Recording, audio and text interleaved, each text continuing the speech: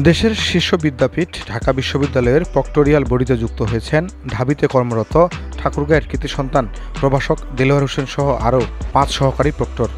বুধবার রাতে এক বিজ্ঞপ্তিতে তাদের নিয়োগের বিষয়টি জানানো হয়েছে। এর আগে বিকেলে শান্তি ও সংঘর্ষ অধ্যয়ন বিভাগের সহকারী অধ্যাপক সাইফুদ্দিন আহমেদকে প্রক্টর নিয়োগ দেন প্রশাসন।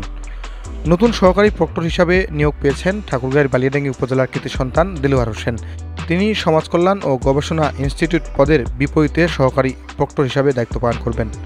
অন্যান্য সহকারী প্রক্টররা হলেন আরবি বিভাগের ডক্টর রফিকুল ইসলাম, সমাজবিজ্ঞান বিভাগের সহযোগী অধ্যাপক মোহাম্মদ মাহবুব কায়সার, ম্যানেজমেন্ট ইনফরমেশন সিস্টেম বিভাগের প্রভাষক জাহাঙ্গীর আলম, রসায়ন বিভাগের সহকারী অধ্যাপক ডক্টর নূর আলম সিদ্দিকী এবং লোক প্রশাসন বিভাগের প্রভাষক শেহরিন আহমেদ ভূঁইয়া।